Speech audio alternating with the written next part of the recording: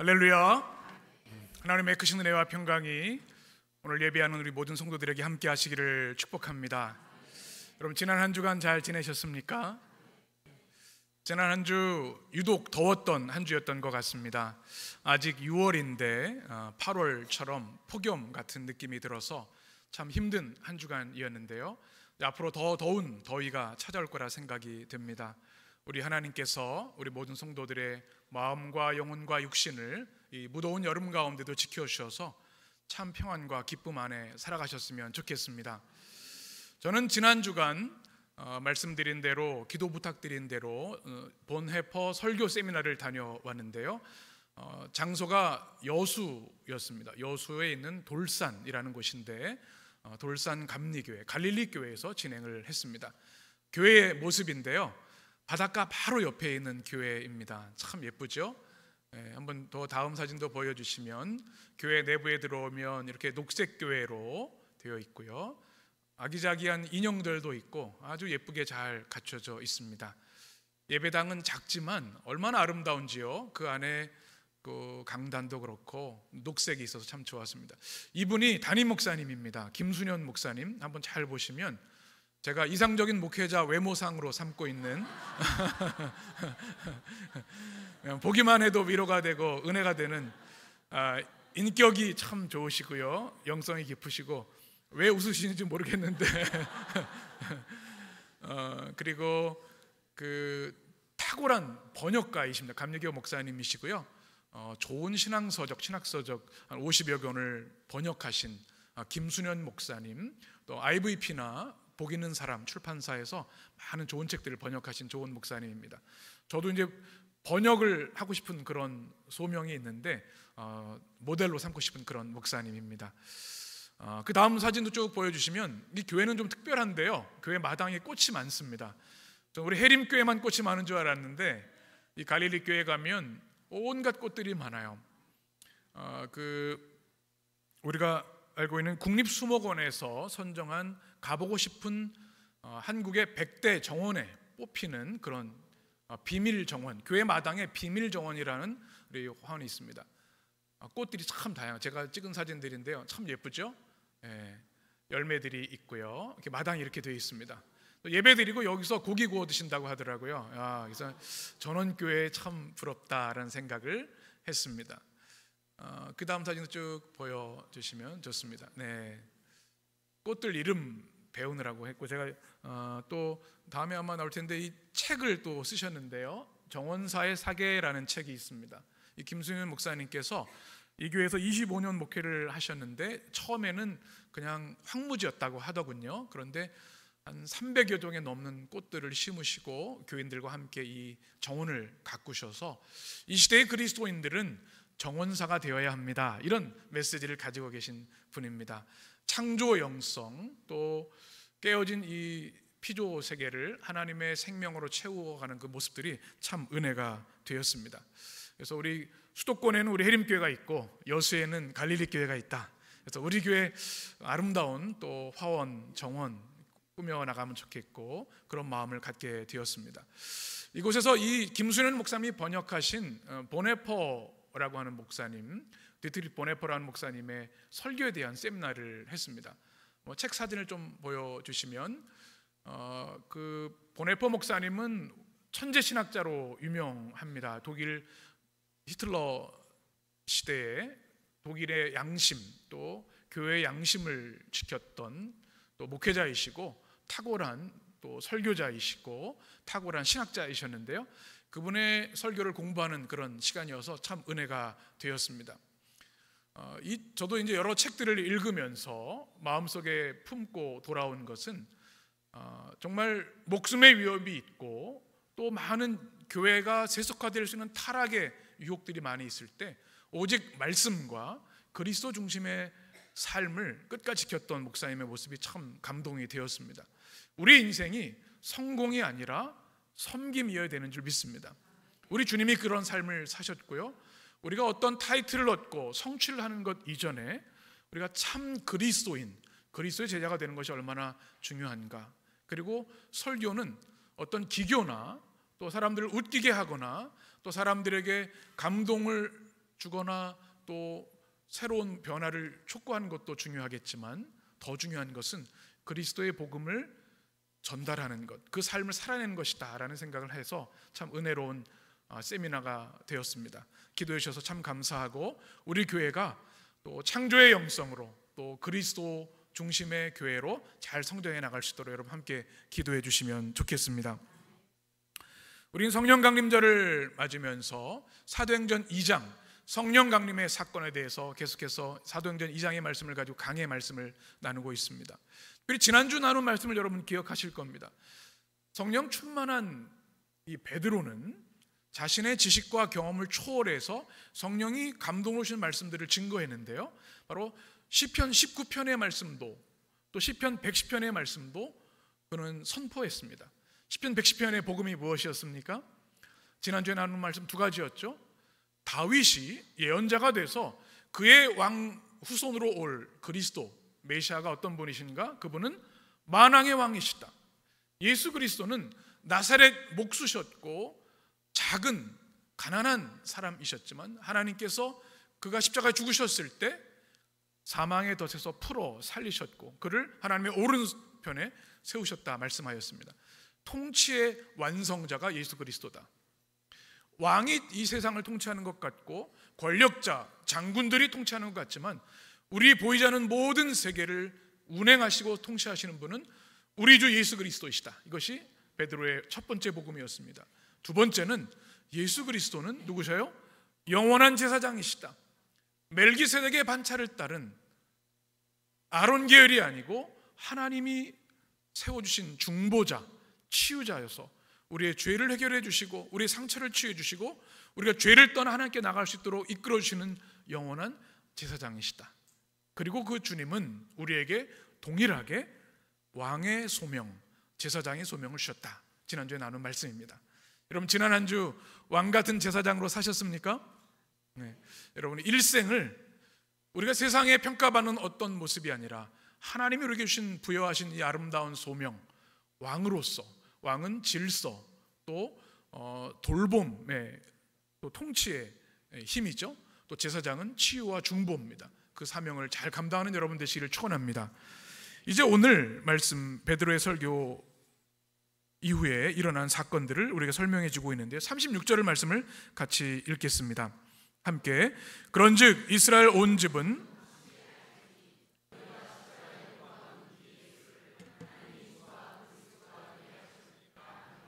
아멘. 이렇게 선포한 후에 베드로는 확실히 알아야 된다라고 말씀하고 있습니다. 여러분, 우리가 무언가를 알 때 어설프게 알면 더 큰 낭패를 당하는 일들이 있어요. 다이어트에 뭐가 좋다 그러면 어서 들은 이야기인데 과학적으로 검증되지는 않은 걸 하다가 몸을 망치는 분도 계세요. 알기 위해서 어떻게 해야 돼요? 확실히 알아야 돼요. 정확하게 알아야 되고 진리를 알아야 되는 거예요. 우리 복음도 마찬가지입니다.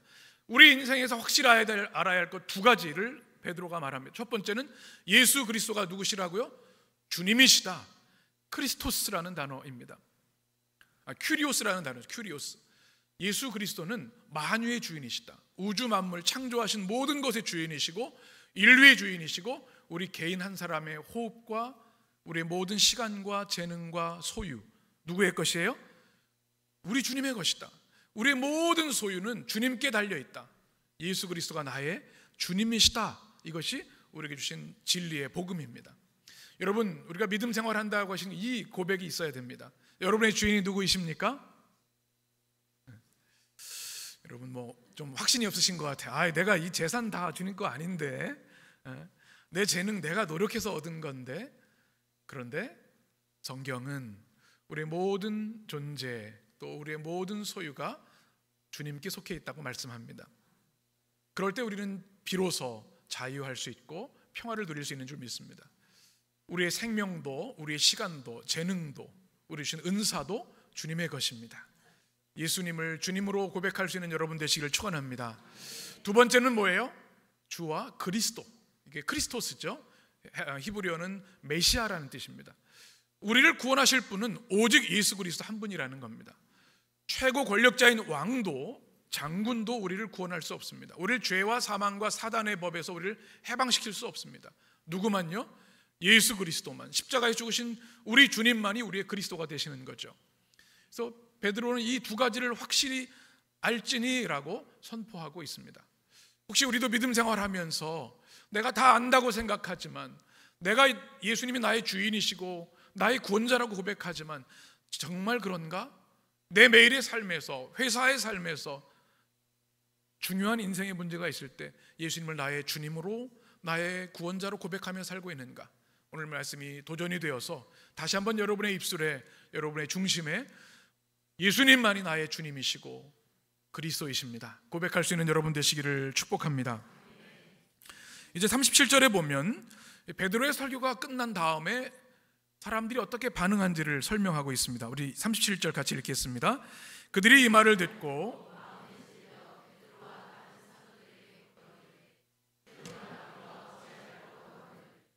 아멘.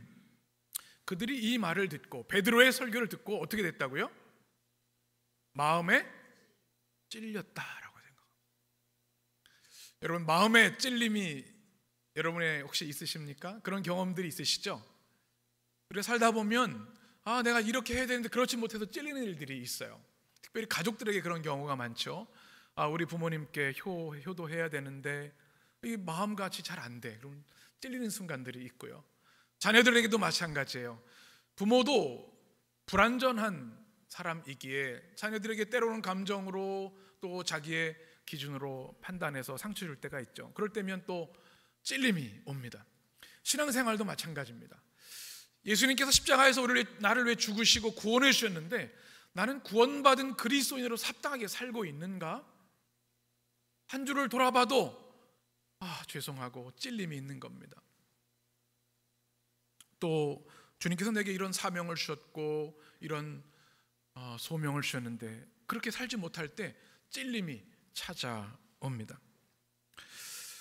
유대인들은요, 오늘 말씀을 듣고 있는 유대인들은 어떤 사람들입니까?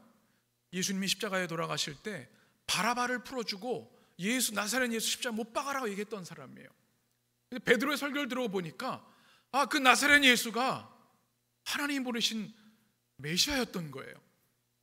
다윗이 예언했던 통치였던 거예요. 주와 그리스도이신 거예요. 그러니 이 죄책감이 얼마나 크겠습니까? 아니, 내가 하나님이 보내신 그리스도를 죽였다니. 그들이 창으로 찌르지는 않았지만 바라바를 풀어주고 예수를 못 박아라 외쳤던 사람들이 아닙니까? 십자가의 공범들이라는 사실이 그들에게 깨달아졌을 때 말할 수 없는 찔림이 찾아온 겁니다. 근데 이 찔림이라는 단어가 굉장히 재밌는 단어입니다. 카테 뉴게산이라고 하는 헬라어로 되어 있는데요, 이것은 찌르다, 찔러, 관통하다라는 뜻입니다. 예를 들면 칼이 심장을 찔리는 그런 고통을 말하는 겁니다. 그러니까 그냥 찔려서 그냥 지나가지가 아니라 이 찔림은 어떻게 견딜 수가 없는 거예요. 어찌할 줄 바로 모르는 거예요. 특별히 헬라어 문법에는 이것을 신적 수동태로 되어 있습니다. 찔리게 하시는 분이 누구예요? 하나님이시라는 겁니다. 그러니 그들은 그 주 예수 그리스도를 십자가에 못 박았다고 하는 그 죄책감과 찔림 때문에 애통하게 되고 통곡하게 되는 장면을 성경을 통해 보게 되는 것이죠. 여러분, 그런데 이것이 바로 성령의 역사인 것을 우리는 기억해야 합니다. 여러분, 이런 분들 계시죠? 나는 웬만해선 감정의 요도가 없어. 꼭 건강한 건 아닌 것 같아요. 힘들면 힘들다 그러고, 속상하면 속상하고, 욕하고 싶으면 순화된 언어로, 성경적인 언어로 욕하고, 화나면 화도 내고, 감정에 정직해야 돼요. 그리고 찔림이라는 것도 마찬가지입니다. 인생을 오래 살다 보면 웬만한 것 가지고는 놀라지도 않고 찔리지도 않아요. 그것을 우리는 또 두려워해야 합니다. 성령께서는요, 우리의 마음에 역사하셔서 우리의 죄를 아프게 느끼게 하십니다. 찔리게 하시는 겁니다. 우리 역사를 보면요, 사람이 얼마나 그 죄성이 깊은지 모릅니다. 얼마 전에 킬링필드에 대한 글을 잠깐 읽어보았습니다. 여러분, 캄보디아 킬링필드를 아시죠? 이 독재자가 200만 명을 학살하지 않았습니까? 인구의 4분의 1을 죽인 겁니다. 그 이유가 뭐냐면 자기의 통치에 반대하는 이들이에요. 안경 쓴 사람은 다 죽였답니다. 여러분, 주셔야 돼요. 배 나온 사람 다 식자층이라고 생각을 해서. 그리고 손가락에 여기 볼펜 자국 있는 사람은 위험합니다. 지식인이에요. 그래서 그리고 뭐 정장을 입은 사람, 뭐 그러니 닥치는 대로, 우리가 뭐 히틀러 이야기도 아는 것처럼, 또 지금 일어나는 세계 전쟁, 참혹한 테러를 보면 사람을 죽이고도 조금도 찔림이 없는 세대가 이 시대의 모습입니다. 우리나라도 마찬가지죠. 뉴스를 통해 듣는 이 잔혹한 범죄들을 보면요, 사랑하는 아내를 또는 부모를 살해하는 일들도, 그러고도 조금도 죄책감을 느끼지 않는 사람들을 보면서 얼마나 무서운 시대가 되었는가, 악마화되어가는 이 시대의 인간상을 보면서 안타까운 마음이 듭니다. 그런데 성령께서는 그 모든 두터운 우리의 방어막을 뚫으시고 우리를 아프게 하신다고 하는 말씀입니다. 여러분의 삶 가운데 이 찔림의 은혜가 있었으면 좋겠습니다. 그것이 은혜이기 때문에 그렇습니다. 특별히 우리가 신앙생활을 하다 보면 말씀을 들을 때 여러분 찔림이 올 때가 있으시죠? 뭐 표적 설교가 있다는 분이 있어요. 제가 무슨 부메랑을 날리는 것도 아니고 독침을 날리는 것도 아닌데, 우리에게는 그런 분이 없지만 누군가를 지칭해서 하는 그런 설교자가 어디 있겠습니까? 말씀을 그대로 증언할 뿐입니다. 근데 그것이 찔림이 되면 선포하는 목회자, 설교자를 미워할 것이 아니라 그 찔림을 주신 하나님의 뜻을 깨달아야 하는 줄 압니다. 그래서 사실 우리가 설교를 듣다가 나에게 찔림이 오면 그 은혜인 거예요. 그래야 우리는 비로소 우리의 깊은 죄성을 깨고 우리의 끝도 없는 자기중심성을 깨고 하나님께 나올 수 있기 때문에 그렇습니다. 그래야 비로소 우리는 회개 자리로 나온다는 사실이죠. 여러분, 우리 주일성수 얘기를 제가 하잖아요. 주일성수를 누가 하십니까? 주일성수 잘하다가 다른 일이 생기면 또 못 갈 때가 있어요. 이런저런으로. 그러면 찔림이 있으시잖아요. 그건 은혜예요. 그렇죠? 근데 전혀 안 찔려요, 목사님. 그러면 점검해봐요. 심장을 좀 점검해봐야 돼요. 물론 우리가 뭐 못해서 죄책감 시다가 살아서는 안 되겠죠. 그러나 우리의 찔림을 주시는 것은 내가 하나님 중심의 삶을 살아야지, 주일 중심의 삶을 살아야지. 또 11조 열심히 하시다가 못하는 분들도 목사님 제가 몇 달 못했더니 찔려요 그러는데 감사한 거예요. 그렇죠? 하나님이 내 생명도 주시고 모든 걸 주셨다고 생각했는데 그렇게 고백하면서 주님께 드리지 못하는 것, 찔림이 온다고 하는 것은 거룩한 역사이지요. 우리의 찔림은 우리 영을 모든 우리 외피로부터, 우리의 이기성으로부터 그를 깨뜨리고 나오게 하는 축복의 역사인 줄 믿습니다. 오늘 우리는 사랑의 삶을 살지 못해서, 또 말씀을 붙들고 씨름하지 못해서, 기도의 삶을 하지 못해서 찔림을 얻는다면 그것은 성령의 역사인 줄 믿습니다. 바울은 고린도후서 7장에서 이렇게 말씀합니다. 같이 읽겠습니다. 내가 지금 기뻐함은 너희로 근심하게 한 까닭이 아니요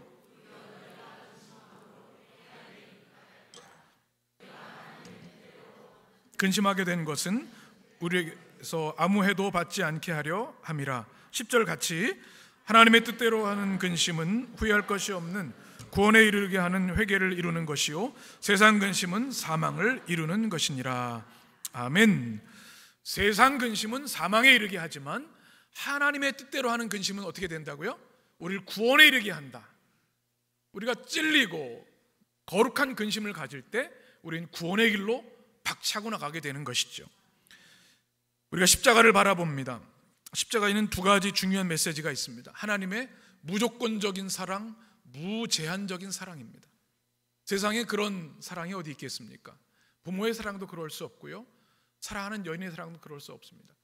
무조건적이고 무제한적인 주님의 사랑, 그리고 우리 십자가를 강단의 중앙에 겁니다. 또 하나 기억할 것이 뭔가 하면 바로 우리를 그렇게 사랑하시기 위해서, 우리를 죄와 죽음의 저주에서 구원하시기 위해서 십자가에 신 주님의 고통의 메시지도 십자가를 통해 들을 수 있어야 되는 줄 믿습니다. 우리가 십자가를 볼 때마다 통회하고 주님의 은혜에 감격하고 찬양하는 이유가 무엇입니까? 주님의 거룩한 아픔 때문인 줄 믿습니다.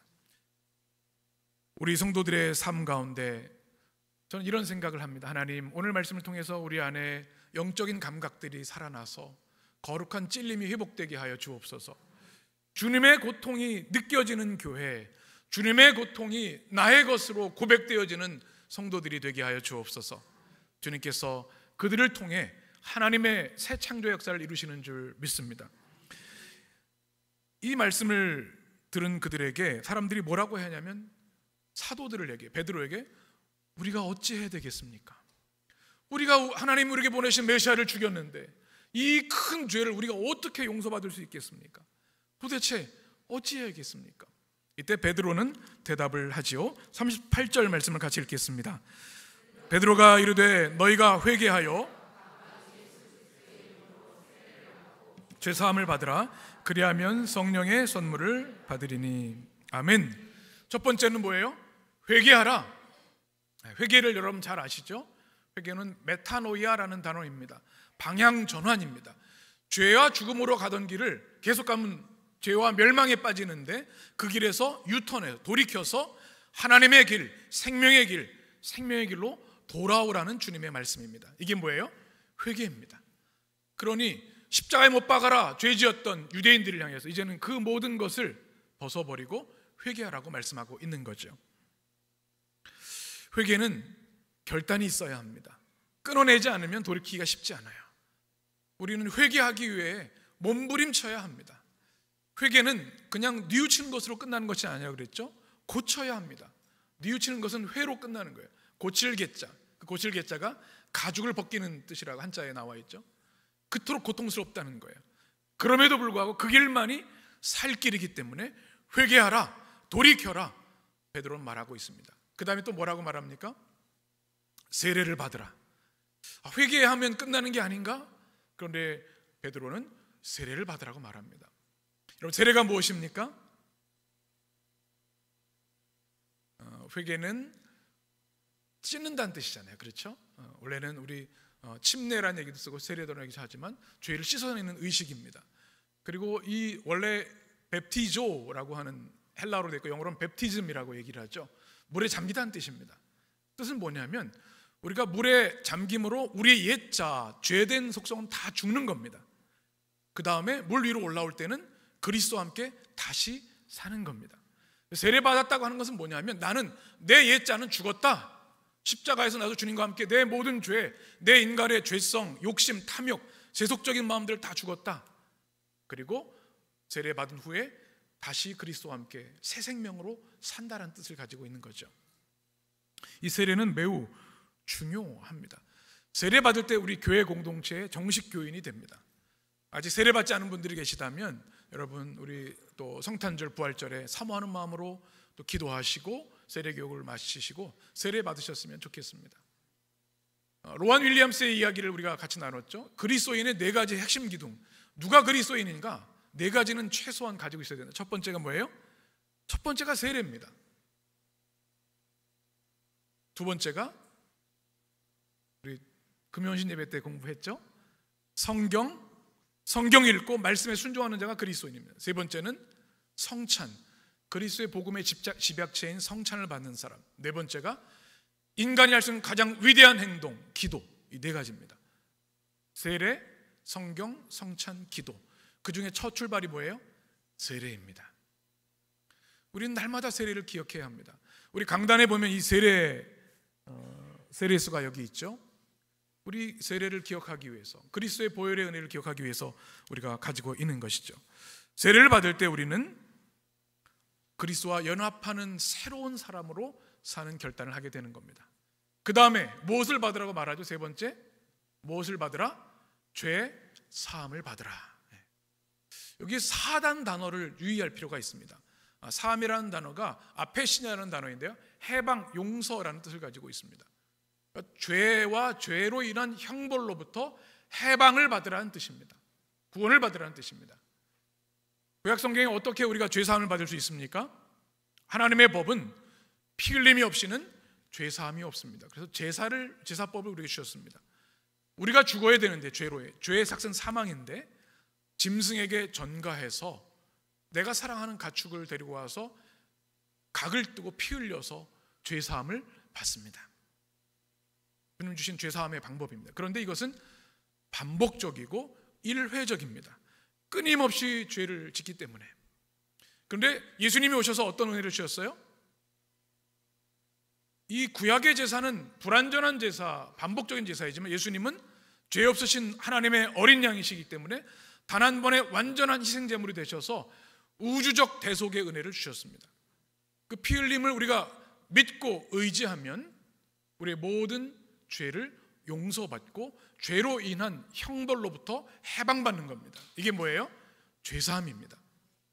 그래서 우리는 그 주님의 십자가를 사랑하고 주님의 십자가의 은혜를 우리 호흡 있는 동안 찬양하는 것이죠. 십자가에서 행하신 주님의 사역 두 가지는 여러분 꼭 기억하셨으면 좋겠어요. 누군가 여러분이 구원받았습니까? 죄사함 받았습니까? 물으실 때 어떻게 하시겠어요? 여러분, 많은 이단들이 얼마나 철저하게 공부하고 훈련하는지 몰라요. 잘못된 그릇된 복음임에도 불구하고 우리는 그걸 너무 약한 것 같아요. 십자가 주신 것은 첫 번째는 대속의 은혜입니다. 대속, 대신 우리의 죄를 속해 주신 거예요. 죽으신 거예요. 어톤먼트라고 영어로 하면 at one moment, 단 한 번의 희생제물이 되셔서 우리의 모든 죄를 십자가의 그리스도의 보혈로 씻어주신 것, 이게 뭐예요? 대속의 은혜. 두 번째는 한번 따라하겠습니다. 구속. 구속, 뭐 감옥에 갇히는 구속이 아니라 이것은 redemption, 구원해 주는 겁니다. 우리를 죄와 사망의 구렁텅이에서 구출해 주시는 것, 사단의 권세에서 구출해 주시는 것, 이것이 뭡니까? 구속입니다. 십자가에서 주님께서 우리를 위해 죽으신 그 은혜는 뭐냐면 대속과 구속의 은혜를 우리에게 주신 거예요. 그로 인해서 우리가 죄사함을 받게 되는 겁니다. 여러분, 우리가 구원받은 그리스도인인데, 여러분 다 구원받은 그리스도인들이시죠? 아멘이시죠? 그런데 여러분, 회개할 필요가 있을까요? 이미 회개해서 구원받았는데 한 번 회개하면 되는 거 아닙니까? 원스톱 솔루션, 요즘 얘기하는 것처럼.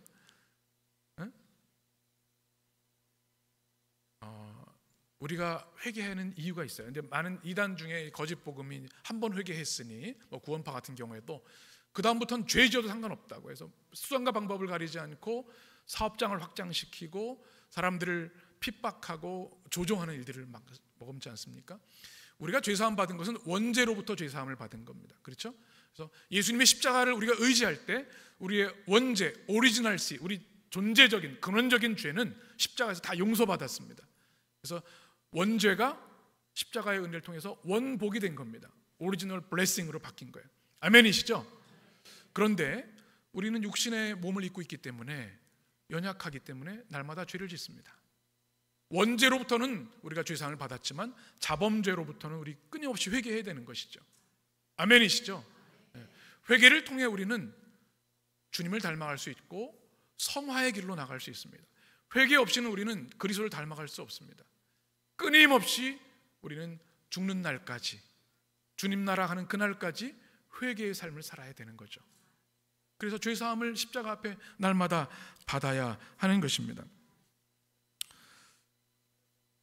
박영호 목사님은 오늘 말씀 이 과정을 회심, 새 창조의 사건이라고 하는 표현으로 이야기를 했습니다. 찔리고, 복음을 들었을 때 찔리고 회개하고 세례를 받고 죄사함을 받는 이 모든 과정을 회심인데, 이것은 새 창조의 사건이다. 누가 하시는 거예요? 성령께서 하시는 일입니다. 말씀을 듣게 하시고 깨달아 알게 하시고 찔리게 하세요. 견딜 수 없어서 회개하게 하십니다.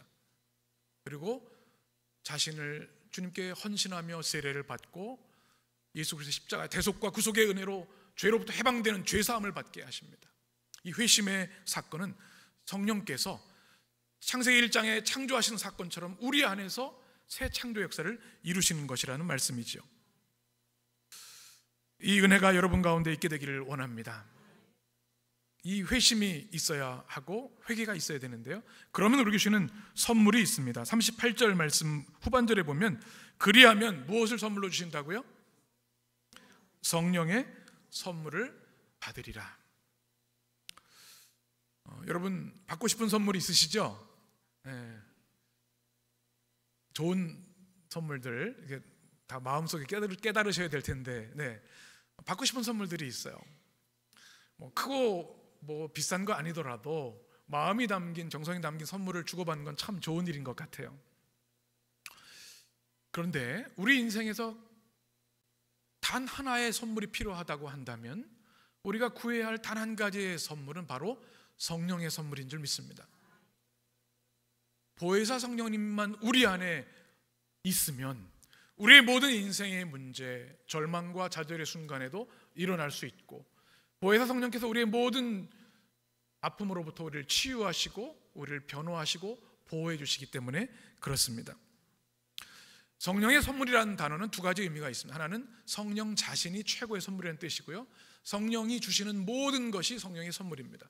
사랑의 마음, 기도의 마음, 섬김의 마음, 또 충성의 마음, 또 성령을 통해 주시는 자유와 평화와 구원, 이 모두 성령의 선물입니다. 또 성령 자신이셔서 예수 그리스도를 주로 영접한 모든 이들에게 내주하시는 성령께서 우리와 함께 하시는데요, 이것이 최고의 선물이죠. 시간과 공간과 역사를 초월해서 우리와 동행하시고 우리를 우리보다 더 사랑하시고 우리가 고통하고 아파할 때 우리를 위해서 말할 수 없는 탄식으로 기도하시는 분이 성령님이신데 그분보다 더 좋은 선물이 어디 있겠습니까? 그래서 스탠리 하우어즈라고 하는 듀크 대학의 교수님은, 신학 교수님, 이렇게 얘기를 했습니다. 교회는 세상의 명민한 지혜와 성장 기술로 사는 것이 아니라 언제 어디서나 매 순간 무엇을 의지해요? 성령의 선물에 온전히 의지해서 산다. 교회는 세상의 명민한 지혜나 성장 기술이나 어떤 경영 기술을 배우는 것이 아닙니다. 교회는 매 순간 성령 자신과 성령이 주시는 그 놀라운 은사들을 온전히 의지해서 살아가는 사람들의 공동체인 줄 믿습니다. 성령을 선물로 받은 여러분, 날마다 그 선물을 감사하고 그 선물을 의지하여 살아가게 되시기를 축원합니다. 이제 39절에 보면 이렇게 말씀합니다. 같이, 이 약속은 너희와 너희 자녀와 모든 먼 데 사람 곧 우리 주 아멘. 이 약속이라는 단어가 등장을 합니다. 이 복음의 약속이죠. 말씀을 듣고 복음을 듣고 마음이 아프고 고통스러운 찔림을 경험하고 회개하고 세례를 받고 죄사함을 받고 성령의 은혜를, 성령의 선물을 받는 이 약속을 누구에게 주셨는가? 뭐라고 말씀하십니까? 우리 새번역 성경에 보게 되면 후반절에 이렇게 말씀합니다.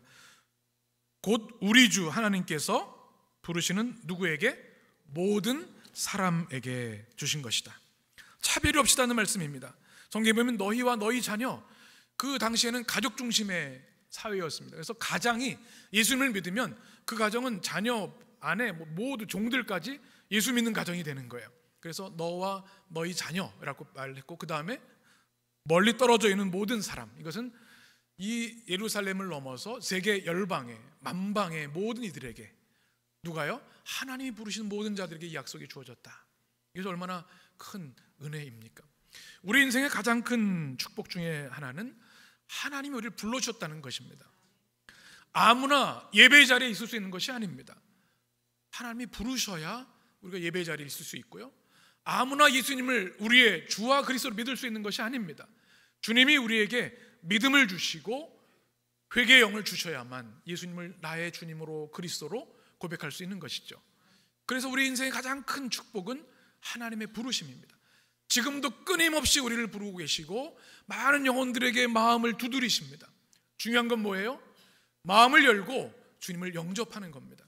그것은 우리 책임인 거예요. 십자가로 이미 우리에게 구원과 영생의 길을 주셨어요. 받아들이지 않는 것은 우리 책임인 거예요. 그 부르심을 받았을 때, 받아들일 때, 이 베드로가 설교한 이 복음의 역사, 성령의 구원의 역사가 임하게 되는 것이죠. 40절에 베드로는 설교의 결론을 이렇게 얘기를 합니다. 같이 읽겠습니다. 또 여러 말로 확증하여 명언하여 이르되 너희가 이 패역한 세대에서 구원을 받으라 하니. 아멘. 어디서 구원받으라 그래 말씀하고 있어요? 패역한 세대에서. 이 세대라고 하는 단어는 게네아스라는 헬라어로 되어 있는데 바로 지금 청중들을 1차적으로 얘기를 합니다. 유대인들이 되어서 예수를 핍박하고 반대하고 십자가에 못 박은 장본인들, 그 사람들이 패역한 세대다.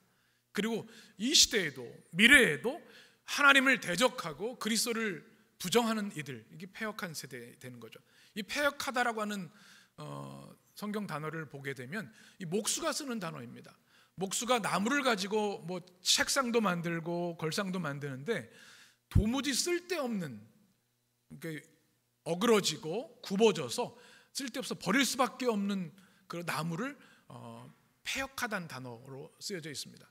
그건 뭐냐면 하나님이 끊임없이 말씀하시고 끊임없이 부르시고 회개의 자리로 우리를 초청하시고 구원과 영생의 길로 우리를 부르시는데도 불구하고 끝까지 하나님을 대적하고 그 복음을 받아들이지 않는 자들을 패역한 세대라고 예수님 말씀하셨습니다. 그들로부터 구원을 받으라. 이 놀라운 메시지를 들은 베드로가 사람들은 41절에 보면 놀라운 변화가 일어나게 되는데 이렇게 되어 있습니다. 같이 읽겠습니다. 그 말을 받은 사람들은 세례를 받음에 이날에 신도의 수가 3,000이나 더하더라. 아멘. 어쩌면 단순한 이 설교, 마이크가 있는 것도 아니고 프레젠테이션이 있는 것도 아닌데요, 성령 충만한 베드로가 설교를 했을 때 오늘 보니까 신도의 수가 어떻게 되었다고요? 3,000이나 되었다. 신도라는 단어가 영어로는 souls라고 번역되어 있습니다. 푸시케라는 단어입니다. 영혼입니다. 그러니까 한 사람을 그냥 물성을 가진 한 사람 이런 것이 아니라 구원받을 한 영혼들이 주님께 나와 세례를 받았다. 그리고 그들의 숫자가 3,000이 되었다라는 말씀입니다. 숫자적으로 보면 12제자에서 몇 명이 됐습니까? 120문도가 되었고 3,000명이 되었습니다. 엄청난 수적 증가입니다. 물론 이 초대교회 성령의 역사가 많은 수가 증가했습니다. 그런데 우리 사도행전을 읽어나가다 보면 이 숫자의 우리 오해에서 우리가 좀 자유할 필요가 있습니다. 이 전체가 그리스도의 제자가 아닙니다. 그래서 예전에는 개혁성경에는 제자의 수가 3,000이었더라 해서 개혁개정에서는 그냥 신도, 믿는 자의 수가 3,000이었더라 이렇게 번역을 했습니다. 나중에 주님을 떠나기도 하고 또 반대하는 일도 생겨났기 때문에 그러는 거죠. 이 3,000이라는 숫자에 우리가 주의할 필요가 있습니다. 우리 그리스도인들이 가장 경계해야 될 것 중에 하나가 숫자의 신화에서부터 우리가 벗어나야 되는 줄 믿습니다. 무슨 뜻일까요? 우리 사회에서는요, 이 이윤이 많아야 돼요. 숫자가 올라가야 돼요. 은행 잔고도 올라가야 되고 등수도 올라가야 되고 또 사람들도 뭐 몇 등급으로 나르고, 이것은 비성경적인 이야기죠. 천국에는 없는 것이 하나 있는데 뭐예요? 아라비아 숫자가 없다 그래요. 세상은 다 어떻게 판단해서 뭐 금메달, 은메달, 동메달, 1등, 2등, 3,345등 막 이렇게 얘기를 해요. 그러나 하나님 앞에는 그게 없는 거예요. 이 3,000이라는 숫자, 이것은 수적인 증가임이 분명하기도 하지만 우리가 이 복음의 빛에 비추어 볼 때 이것은 하나님 나라의 충만함을 말씀하는 겁니다.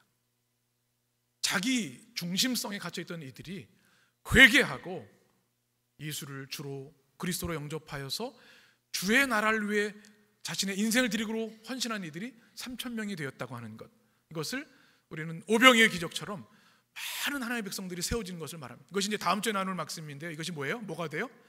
에클레시아, 교회의 출발점이 되는 겁니다. 그래서 오늘 말씀 통해서 제가 주신 가장 큰 은혜는 이런 단어입니다. 한번 따라해 보실까요? 플레레네, 헬라어로 충만, 빌립보서의 주제이기도 한데, 예수를 믿게 되었을 때 우리 안에 기쁨이 충만하고 평화가 충만하고 예수 그리스도의 영으로 충만하고 성령이 충만하게 되는 겁니다. 그 자들이 하나님의 통치를 받아 하나님 나라를 이루고 그 나라가 확장되는 역사가 오늘 말씀에 있는 것이죠.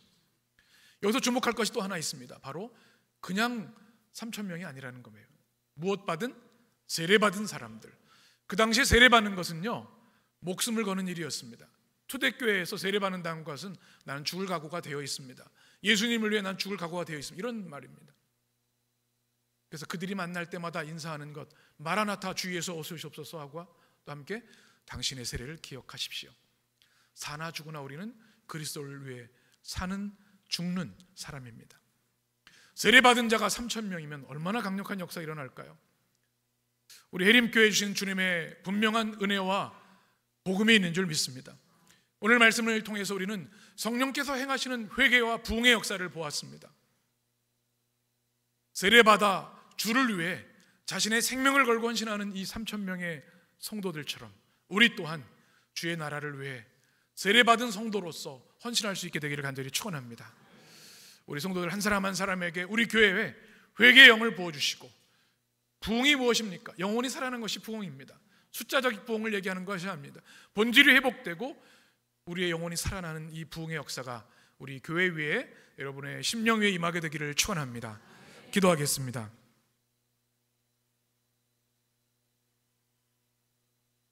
존귀하신 하나님, 오늘도 주의 복음을 듣게 하시니 감사합니다. 하나님의 말씀으로 세례를 베풀어 주셔서 우리 머리부터 발끝까지 우리 온 존재를 영생이신 하나님의 말씀, 전능하신 하나님의 말씀으로 우리를 푹 적셔 주셔서 감사합니다. 말씀의 세례를 받았으니 주님 성령의 충만함으로 한 주간도 승리하게 하여 주옵소서. 우리 안에 성령 행하시는 회개 역사가 일어나기를 원합니다. 회개의 영을 부어주셔서 터럭만한 죄라도 주님의 십자가 앞에 나와 회개하며 찔림을 통하여 주님 거룩과 성화의 삶을 살아가게 하여 주옵소서. 부흥의 역사 있게 되기를 원합니다.